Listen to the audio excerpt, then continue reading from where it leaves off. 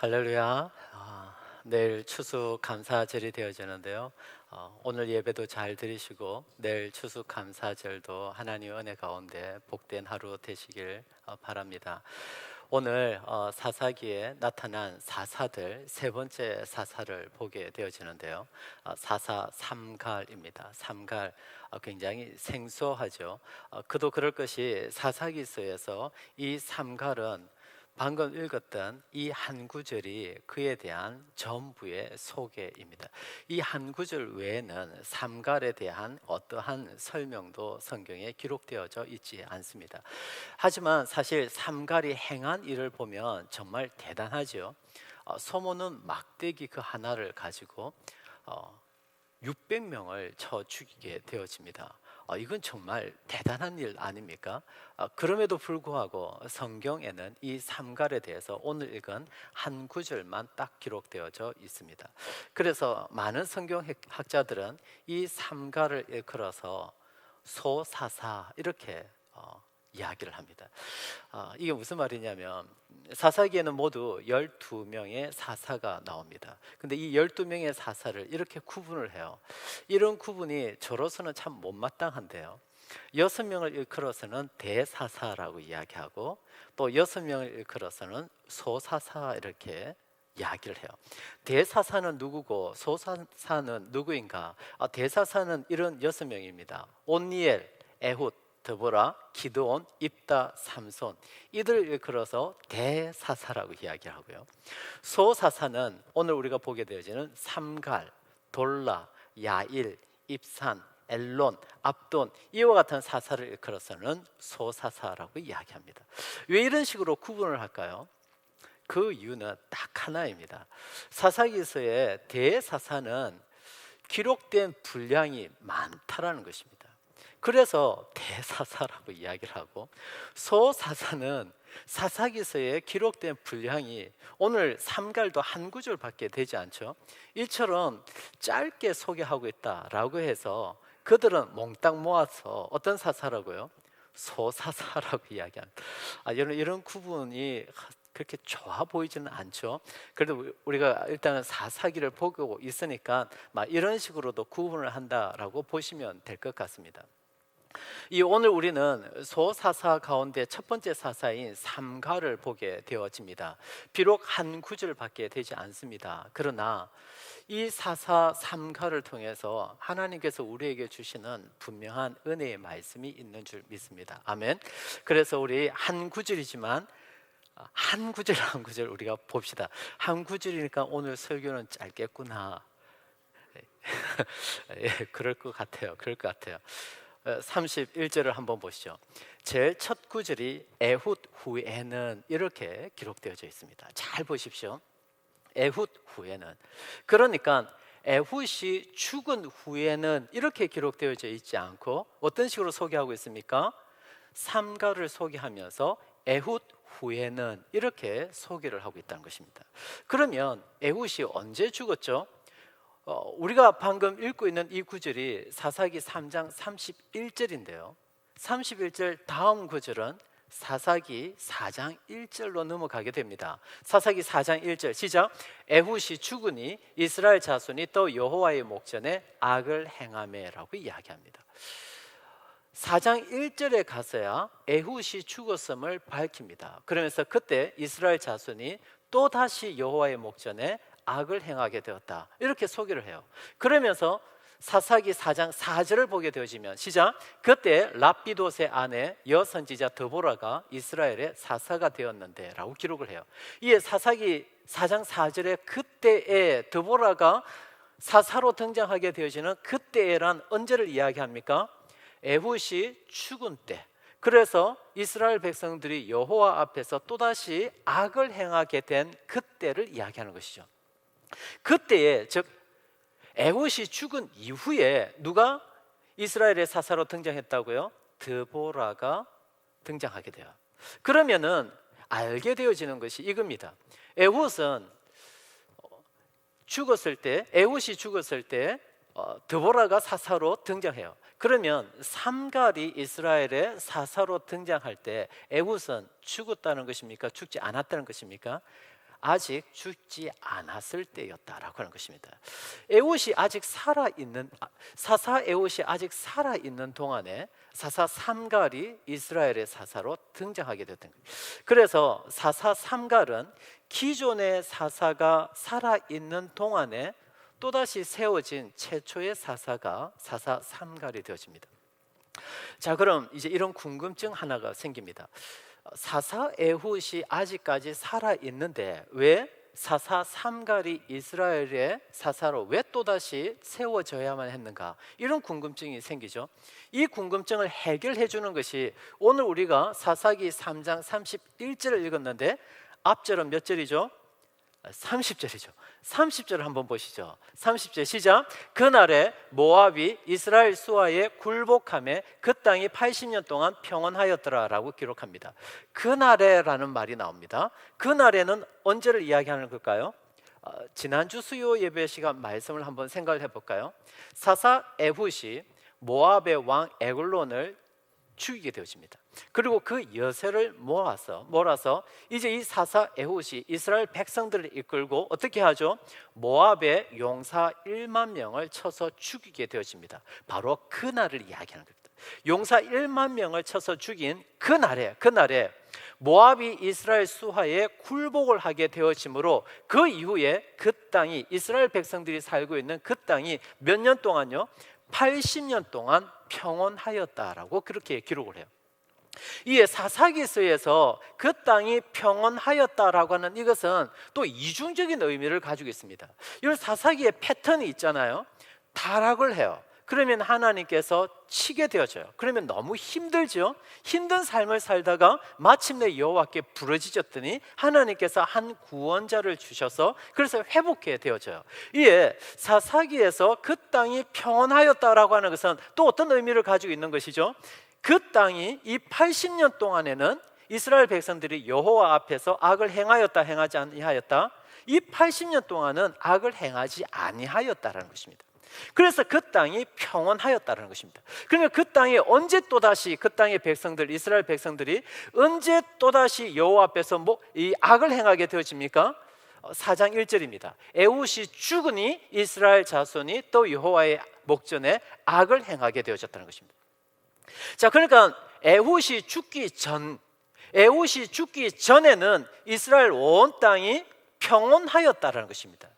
다시 말해서 에훗이 죽기 전까지는 저들이 하나님 앞에서 악을 행하지 않았대요. 그래서 그 땅이 평온했대요. 근데 그 땅이 평온한 기간이 몇 년이었다고요? 80년 동안 평온하였다는 것입니다. 에훗이 죽기 전 80년 동안. 와, 그렇고 보면 여러분, 에훗은 장수했습니까? 장수하지 않았습니까? 진짜 장수했습니다. 한번 계산해 볼까요? 수학 문제 아니에요. 이게 산수 문제예요. 에훗이 20세에 사사가 되었다면 에훗은 몇 세 죽은 것이죠? 어렵지 않잖아요.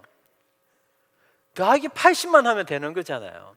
에훗이 100세에 사사가 되었다면 에훗은 80년이 지나서 100세에 죽었다.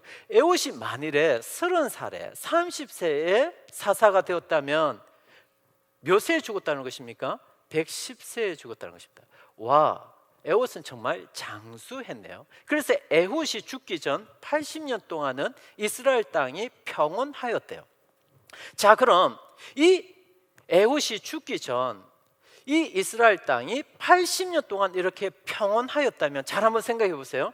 그 80년 이스라엘 땅이 평온할 동안에는 외세 침략이 이스라엘 땅에 전혀 없었을까요? 그래서 평온하였을까요? 그렇지는 않았을 거라고요. 끊임없이 이 80년 세월 동안에도 외세 침략과 침입은 있었을 거라는 것입니다. 그런데 이 사사 에훗이 젊었고 또 혈기가 왕성하고 힘이 있을 때는 이게 문제가 되지 않아요? 이게 문제가 되지 않아요. 그런데 에훗이 점점 나이가 들어가요. 노쇠해지게 되어져요. 그런데도 이제 외세가 계속 공격을 하고 침입을 해요. 그런데 사사 에훗은 이제 힘이 들어요. 노쇠했다는 것입니다.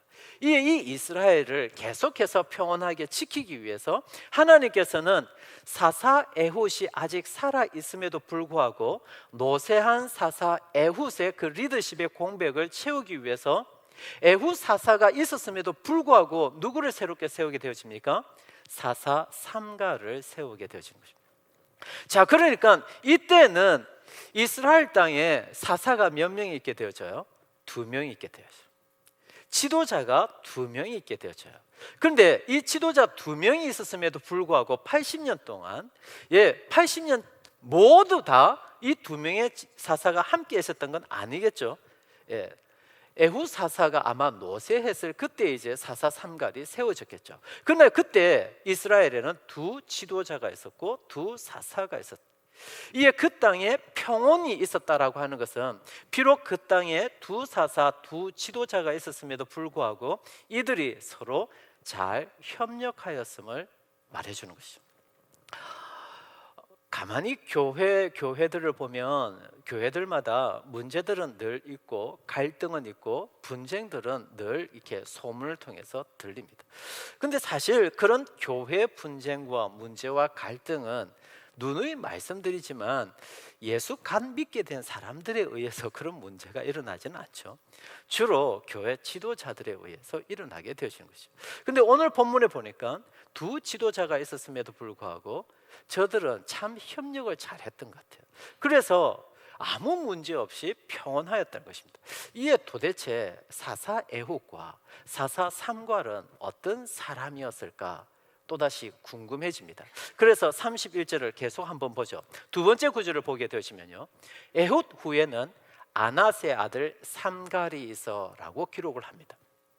삼갈이 누구인지 짧게 이렇게 소개하고 있는데요, 자세히 보면 이 삼갈이라고 하는 이 이름은 전통적인 히브리식 이름은 아닙니다. 그래서 많은 성경 해석학자들은 이야기하길 이 삼갈은 이방인일 것이라고 추정을 합니다. 이방인일 거라고 추정을 합니다. 그런데 이 삼갈을 소개하는 말이 뭐죠? 아낫의 아들이라고 이야기합니다. 이 아낫이 누구냐면요, 가나안 땅의 우상신, 즉 전쟁의 여신의 이름이 아낫이었습니다. 그래서 바알의 누이이자 바알의 아내의 이름이 아낫이었다는 것입니다. 그래서 이 아낫의 아들 이렇게 이야기하면요, 그 당시에는 하나의 관용 어구처럼 쓰여졌다는 것입니다. 따라서 아낫의 아들 삼갈 이렇게 되어지면 아하, 삼갈의 아버지 이름이 아낫이었구나, 이게 아니라 그 당시에 아낫의 아들 이렇게 되어지면 전쟁의 여신인 아낫을 위해서 전쟁에 뛰어드는 용사, 전사를 일컬어서 그 당시에는 그냥 관용어구로 뭐라고 표현했다고요? 아낫의 아들 이렇게 표현했다는 것입니다. 따라서 아낫의 아들 삼갈이라고 하는 이 표현은 삼갈은 누구인가? 전사였다는 것입니다. 그것도 누구를 위한? 우상신이었던 아낫이라는 여인을 위해서 그렇게 전쟁까지도 불사지 않는 그런 전사 삼갈이었다는 것입니다. 자, 그러고 보면 참 놀랍지 않습니까? 하나님께서는 하나님의 백성인 이스라엘을 구원하기 위해서 이스라엘의 사사로 세상에 누구를 지금 들어서고 있습니까? 이방인을 들어서고 있습니다. 근데 그 이방인은 또한 누구이죠? 한때 우상신을 위해서 전쟁에 가담했던 전사 출신입니다. 그런 이방인을 하나님께서는 하나님의 백성 이스라엘을 구원하는 사사로 세워요. 여러분, 하나님의 이런 인사이동은 정말 파격적이지 않습니까? 정말 파격적이지 않습니까? 유대인들이 아침에 일어나서 감사하는, 아침에 일어나자마자 제일 먼저 감사하는 3가지 감사 제목이 있대요. 첫 번째는 이거래요. 여호와여, 여자로 태어나지 않고 남자로 태어나게 하셔서 감사합니다. 그들이 그랬다고요. 그들이. 두 번째는 종으로 태어나지 않고 자유인으로 태어나게 하셔서 감사합니다. 그리고 세 번째가 이방인으로 태어나지 않고 유대인으로 태어나게 하셔서 감사합니다. 이게 유대인들이 아침에 일어나서 감사하는 늘 3가지 기도 감사 제목이었다는 것입니다. 이것이 유대인들의 감사 제목일 것 같으면 여러분 정말 놀랍지 않습니까? 하나님께서 이스라엘을 구원하는 사사로 누구를 세워요? 이방인을 세워요. 근데 그 이방인은 또 어떤 전력을 가지고 있죠?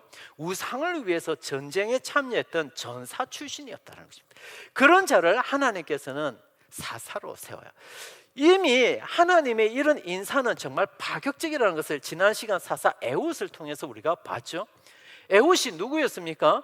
그는 이스라엘 12지파 가운데서 가장 미약했던 베냐민 지파였습니다. 근데 베냐민의 이름의 뜻이 뭐라고요? 오른손의 아들이라는 뜻이죠. 오른손의 아들이라고 하는 그 이름의 뜻을 가지고 있는 베냐민 지파였는데, 이 에훗은 왼손잡이였던 것입니다. 그러니까 이 베냐민 지파 가운데서도 제일 인정받지 못하는 이가 왼손잡이야. 근데 그는 왜 왼손잡이였죠? 오른손을 쓰지 못하는 장애를 가지고 있었기 때문에. 그러니까 그는 세상에 왼손잡이 중에서도 또 제일 보잘것없는 자이네요. 그래서 그의 이름이 뭡니까? 에훗입니다. 에훗의 이름의 뜻은 뭐죠? 빛은 어디 있는가? 광채는 어디 있는가? 정말 빛이 안 보이구나. 너를 봤더니 희망이 보이지 않구나. 세상에 하나님께서 이런 에훗을 이스라엘의 구원자, 한 구원자 사사로 세워요. 그랬더니 오늘은요, 이방인 출신인 이 삼가를 사사로 세워요. 그 다음에는 사사 누가 나오죠? 드보라가 나와요. 이 유대인들이 아침에 일어나서 제일 먼저 하는 감사가 뭐라고요? 여자로 태어나지 않고 남자로 태어나게 해주신 것 감사. 이런 감사를 하는 이런 유대인들을 구원하기 위해서 이번에는 여자 드보라를 사사로 세워버리게 되어집니다. 와, 여러분, 이런 하나님을 보면서 이제 우리는 무엇을 생각하게 되어집니까? 도대체 하나님은 어떤 사람을 쓰신다는 것입니까? 하나님께 쓰임받는 인생은 도대체 어떤 인생이라는 것이죠? 이런 것이죠. 그가 어떤 사람인가? 그가 뭘 가지고 있는가? 그가 얼마나 높은 자리에 올랐는가? 그런 게 중요한 게 아니라 하나님께 오직 중요한 것은 이거라는 것입니다. 같이 읽죠. 시작. 그가 정말 하나님의 손에 붙잡힌 사람인가? 이것 하나 보신다는 것입니다. 그가 정말 하나님의 손에 붙잡힌 사람인가? 이거 하나 본다는 것입니다. 그가 왼손잡이여도 상관없습니다. 그의 몸에 장애가 있어도 상관없습니다. 그가 이방인 출신이어도 상관이 없습니다. 그의 과거가 더럽고 부정하고 부끄러워도 상관없습니다. 그가 남자이든 여자이든 그런 것 아무 상관없습니다. 오직 하나님은 어떤 자를 들어서시나요? 이 사사기를 통해서 알게 되어지는 것은 그가 정말 하나님 손에 붙잡힌 사람인가, 이것만이 오직 하나님께는 중요하다는 것입니다. 맞습니까? 이것을 다음 구절을 통해서 우리가 보다 더 정확하게 알게 되어집니다. 사사기 3장 31절, 에훗 후에는 아나세 아들 삼갈이 있어. 같이 읽죠. 시작. 소모는 막대기로 블레셋 사람 600명을 죽였고 라고 그렇게 기록을 합니다. 놀랍죠? 블레셋 사람 600명을 죽였대요. 근데 그 당시 600명이라고 하는 것은 한 군대 조직을 형성하는 숫자가 600명입니다. 그러니까 우리말 성경에는 블레셋 사람이라고 이렇게 소개를 하고 있지만 이 600명이 한 군대를 조직하는 인원이었음을 우리가 알게 되시면 여기서 600명은 그냥 사람이 아니라 정식 군대의 군인이었음에 분명하다는 것입니다. 그런데 블레셋의 정식 군인이었던 이 600명을 이 삼갈 혼자서 뭘 가지고요? 소모는 막대기 하나를 가지고 죽였다는 것입니다. 여러분, 이거 대단하지 않습니까? 어떻게 이게 가능했을까요? 이게 어떻게 가능했죠? 소모는 막대기에 뭔가가 있었을 것 같아. 소모는 막대기. 근데 여기서 막대기가 히브리어로 말다드라고 하는 단어인데요, 이 말다드라고 하는 이 단어는 정말 그야말로 그 당시에 소나 양을 칠 때 쓰는 그냥 나무 막대기를 이야기합니다. 그냥 길을 가다가 나무 막대기 하나에 서서 으라 주워서 그걸 가지고 그냥 이랴이랴 하면서 말도 치고 양도 치고 소도 치면 그게 뭐라고요? 말마드, 소모는 막대기가 되죠. 이 어떻게 이 삼갈은 소모는 막대기 하나를 가지고 블레셋의 군인 600명을 어떻게 쳐서 죽일 수 있었나? 여러분 궁금하지 않나요? 아하, 삼갈이 정말 대단했나 보다. 삼갈이 정말 대단했나 보다. 아니면 소모는 막대기가 정말 뭔가 있나 보다. 그런 것 아니에요. 어떻게 이것이 가능했는지 우리는 또 다른 성경의 한 인물 모세를 통해서 정확하게 알게 되어집니다. 모세에게도 막대기가 있었죠. 그죠? 근데 그 막대기를 가지고 세상에 홍해를 쳤더니 어떤 일이 일어나게 되어집니까? 홍해가 쫙 갈라지게 되어집니다. 그리고 모세가 그 막대기를 가지고 반석을 쳤더니, 바위를 쳤더니 어떤 일이 있게 되어집니까? 그 바위가 깨어지고 거기서 물이 터져 나오게 되어집니다. 자, 그럼 이와 같은 일이 어떻게 가능했던 것이죠? 모세가 정말 대단했습니까? 아니면 모세가 가지고 있는 그 막대기가 뭔가 대단했습니까? 그게 아니죠. 뭐죠?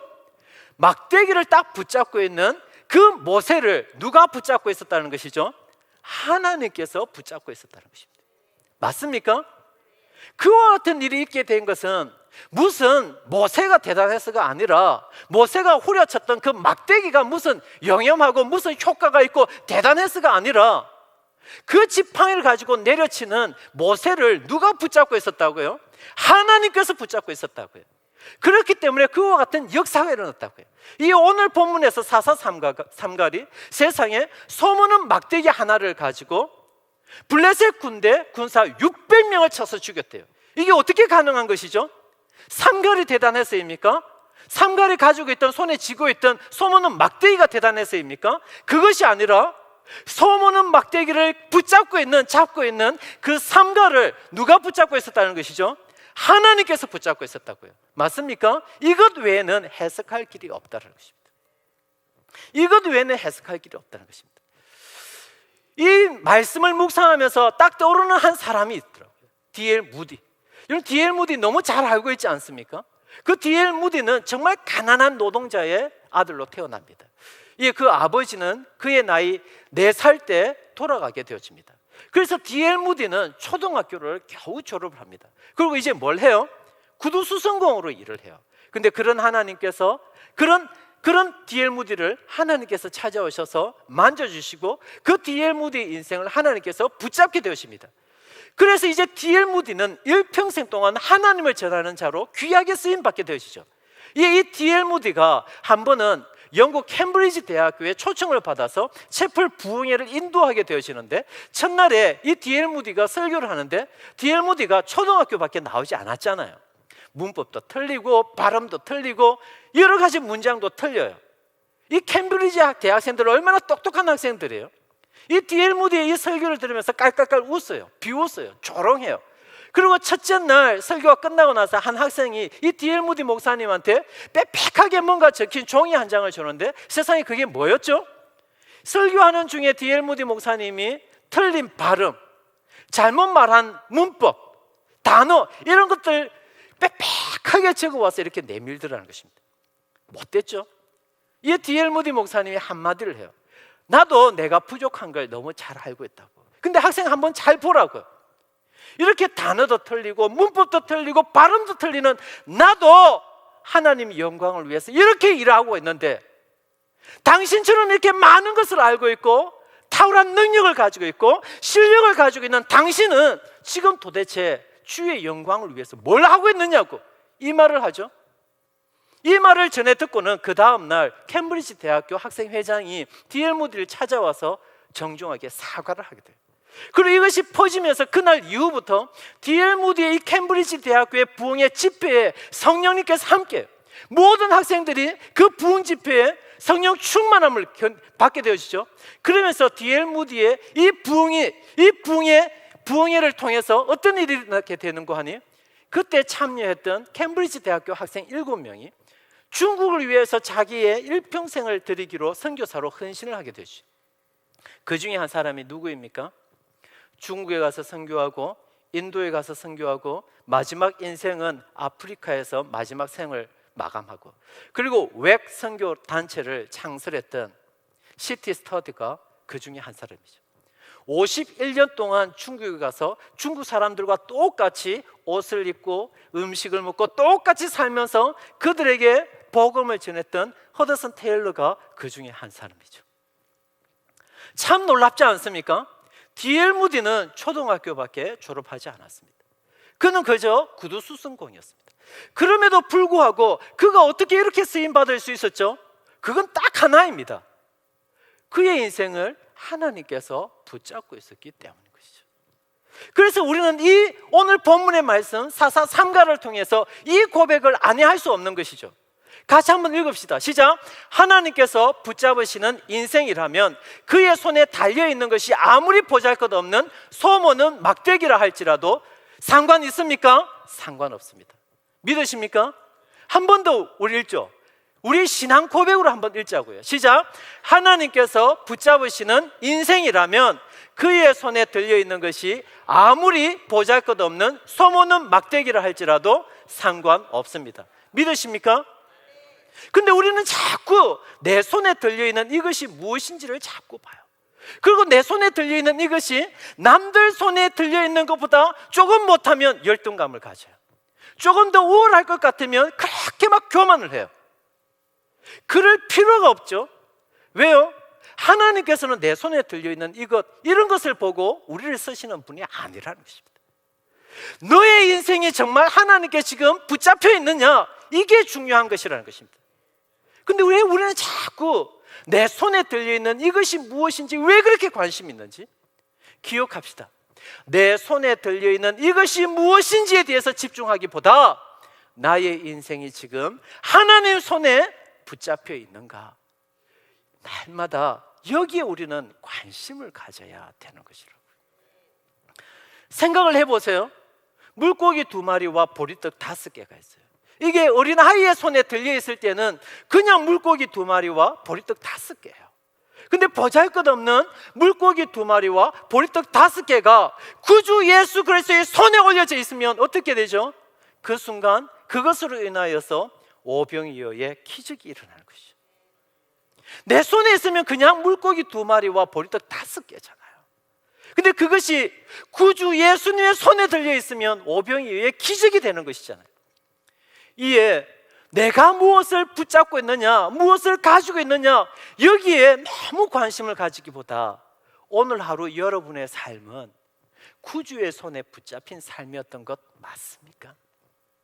오늘 하루의 삶은 아버지 하나님께서 붙잡으시는 삶이 맞습니까? 이런 고민을 하고 있습니까? 이런 질문을 하고 있습니까? 이게 우리에게 중요한 것이라는 것이죠. 그런가 하면 오늘 이 짧은 한 구절 가운데서 제 마음을 제일 가슴 뛰게 한 것은 이 구절이었어요. 이 구절. 에훗 후에는 아나세 아들 삼가리에서 서모는 막대기로 블레셋 사람 600명을 죽였고, 같이 읽죠. 시작. 그도 이스라엘을 구원하였더라. 그도 이스라엘을 구원하였더라. 이 구절이 너무너무 제 가슴을 띄어요. 그도 이스라엘을 구원하였더라. 자연스럽게 어떤 확신이 듭니까? 이방인 출신이었던 그도 이스라엘을 구원하였다면 나도 하나님께 쓰임 받을 수 있겠구나. 맞습니까? 한번 따라서 합시다. 그도 이스라엘을 위하여 쓰임 받았다면 나도 쓰임 받으리라. 맞습니까? 그도 이스라엘을 구원하는 그 일에 하나님께 쓰임 받았다면, 그도 쓰임 받았다면 주 안에 사랑하는 성도 여러분, 나도 쓰임 받는 것이죠. 다만 하나의 조건이 있습니다. 그것은 무엇입니까? 내가 많은 것을 가지거나 내가 남들보다 더 높은 자리에 오르거나 더 존귀한 그 무엇인가를 가져서가 아니라 내가 아버지 하나님의 손에 붙잡힌 인생이 되므로. 오늘 이 짧은 한 구절의 말씀이지만 이 짧은 한 구절의 말씀을 통해서 우리는 마음에 새겨야 하는 것이죠. 나도 아버지 하나님의 손에 붙잡혀서 쓰임받는 인생이 되리라. 같이 기도하죠. 주 안에 사랑하는 성도 여러분, 여러분의 인생은 하나님께 지금 붙잡힌 인생 맞습니까? 그래서 하나님께서 조정하시고 하나님께서 움직이시고 하나님께서 인도하시는 그런 삶을 지금 살아가고 있는 것 맞습니까? 우리는 어디에 더 많은 신경을 쓰고 있죠? 내가 지금 무엇을 가지고 있는가, 혹 여기에 계속 신경을 쓰고 있지 않습니까? 그런데 내가 무엇을 가질 것인가, 이것은 다 허망한 것 아닌가요? 다 허무한 것 아닌가요? 아침 안개와도 같은 것 아닌가요? 정말 중요한 건 뭐죠? 오늘 하루를 살아도 나의 삶이 아버지 하나님께 붙잡힌 삶인가? 이것 아닙니까? 주여, 삶의 가치를 삶의 가치를 다시 보게 하옵소서. 다시 보게 하옵소서. 내가 무엇을 가졌는가 이것을 보는 것이 아니라 주여 예수를 만난 자로 이제 다시 보게 하옵소서. 나의 삶이 하나님 손에 붙잡힌 삶인가 이것을 보게 하옵소서. 우리 말씀을 기억하며 같이 우리 한번 기도하며 나아가죠. 기도하겠습니다. 하나님 아버지, 주님 우리에게 은혜를 이루어 주옵소서. 하나님 아버지, 우리에게 은혜를 이루어 주시고 하나님 우리에게 유용을 되어 주시길 원합니다. 하나님 아버지 지켜주시고 하나님 은혜를 더해 주시옵소서. 주님 그렇습니다. 이제 이 말씀을 통해 다시 보는 자가 되게 도와주옵소서. 거룩하시고 존귀하신 하나님, 오늘 이 말씀을 통해서 다시 보게 도와주옵소서. 이전에는 내가 무엇을 가지고 있는지, 나의 손에 무엇이 들려 있는지, 내가 무엇을 붙잡고 있는지 늘 이것을 바라보는 자였다면 이제 이 말씀을 통하여서 다시 보기를 원합니다. 나의 삶을 하나님께서 지금 붙잡고 있는 것이 맞는지 날마다 이것을 보는 자가 되게 도와주옵소서. 예수님 이름으로 기도하옵나이다. 아멘.